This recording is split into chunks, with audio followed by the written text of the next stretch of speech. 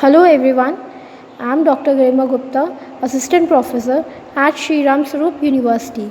Today I am going to deal with oogenesis. Oogenesis is a part of gametogenesis. Gametogenesis means the formation of gametes, and oogenesis means the formation of ova or egg. So first of all we will see the female gonads, where the process of oogenesis takes place in a female. Most of the vertebrates have paired ovaries except for birds. Bird takes flight, and for that they need a lighter body. So they don't have paired ovaries, and the size and shape of ovaries may vary in different organisms. In case of mammals, ova are either flattened or ovoid in the resting period. They are large and immotile in nature, but when the reproductive phase begins, they become rounded and have several protrusions. In case of mammals, ovaries are of compact type. This compact type of ovaries are also present in cyclostomes, lasmobranchs, telosts, turtles, crocodiles, and birds. The ovary is divided into mainly four parts. The first part is medulla, which is containing different large blood vessels and lymph vessels. They also contain growing follicles. The second part is cortex, which is surrounding the medulla part, and it contains either early, young, or ripe follicles. Then the third part is tunica albuginea. It is the connective tissue layer surrounding the whole cortex. Afterwards, the last part is germinal epithelium, which covers the ovary, and it also provides the primordial germ cells for completing the oogenesis. Yolk, glycogen, nucleic acid, DNA, and RNA. Egg or ovum cells have three basic functions. First is to provide the most of the cytoplasm to zygote. It also supplies half of the chromosome to the future embryo. It also provides the food reserve to embryo till it start taking nutrition from outside. So yolk is very important for providing the nutrition. Now the next part is oogenesis. Oogenesis is the formation and development of ova or egg. Like spermatogonia, oogonia also originates from primordial germ cells, and these PGCs comes from the endoderm of yolk sac, and then they migrate to the developing gonads. In case of female, developing gonads are ovaries. Now, these germinal epithelium cells detaches from surface epithelium and enters into the cortex part of ovary, and these are called as PGCs. Now, these PGCs undergoes mitotic division. This phase of oogenesis is called as multiplication phase or mitotic phase. So these PGCs goes through mitosis and increase their numbers by repetitive mitotic divisions. Now they are called as oogonia, and this process takes place from second week to 28 weeks of gestation, that is between 2 to 7 months of pregnancy. So this forms a mass of cell called as egg nest. Now from this mass of cell, one of the cell outgrows and forms oogonium, while the other cell becomes surrounded to it, forming the follicles. These follicles are responsible for providing nutrition to the oogonium.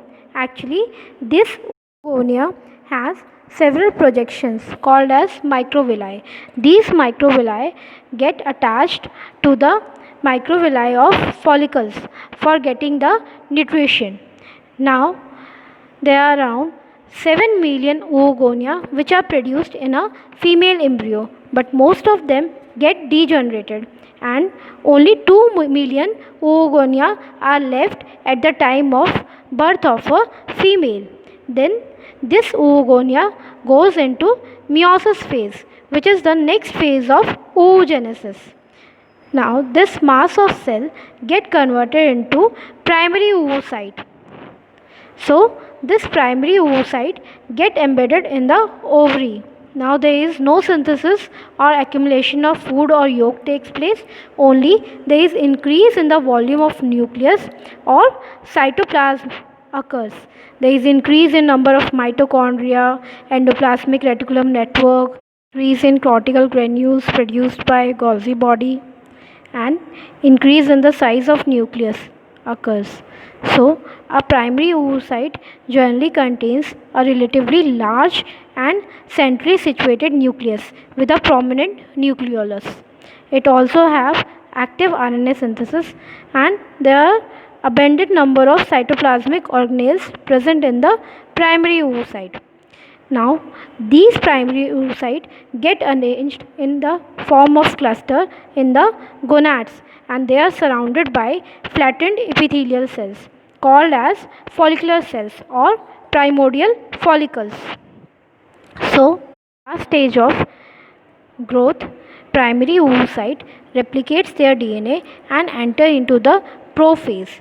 Now, at the diplotin stage of prophase, it get arrested, and this occurs just before or immediately after the birth. So, it remain arrested in prophase 1 till the puberty reaches.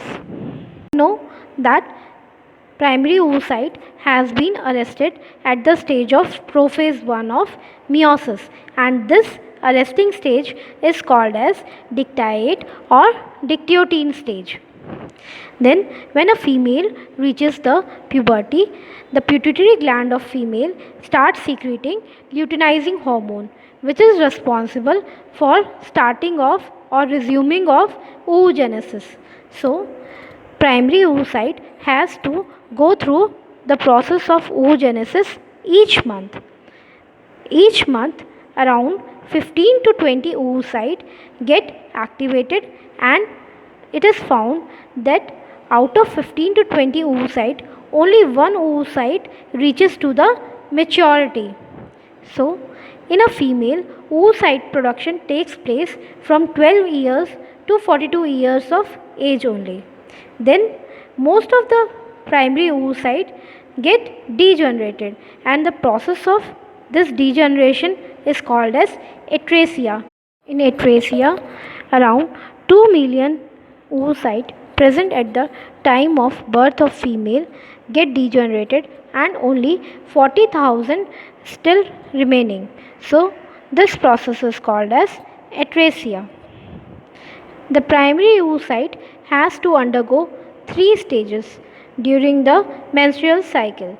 The first is pre-enteral stage, enteral stage, and pre-ovulatory stage. So the first stage is pre-enteral stage. In the pre-enteral stage, the primordial follicle, which is containing the primary oocyte, gets started increasing in size, while the follicles, which is covering around the primary oocyte, start arranging in the form of a stratified epithelium, and this layer of stratified epithelium around the primary oocyte is called as granulosa cells. And the primary oocyte start forming a layer around itself called as zona pellucida. It is formed due to the secretion of glycoproteins around oocyte. This oocyte is also covered with lots of microvilli all around the surface. Now, those follicle cells which are present in the surrounding of zona pellucida, or which is covering the zona pellucida layer, are columnar and large in size. This layer is called as corona radiata. Now, the primordial follicle has been converted into primary follicle. This stage is called as primary follicle. Now, from primary follicle, further the formation of secondary follicle will take place. In the enteral stage, the granulosa cells, which are present in the surrounding of primary oocyte, they keep on dividing and degenerating. So what happens?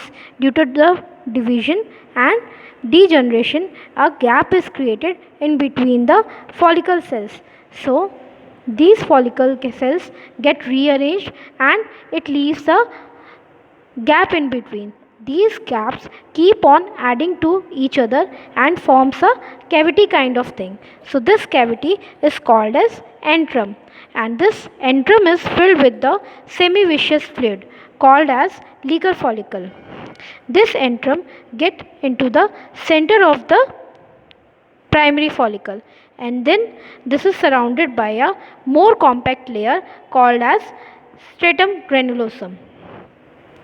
Now, the granulosa cells which are present in the outermost region of primary follicle start forming a layer called as theca folliculi.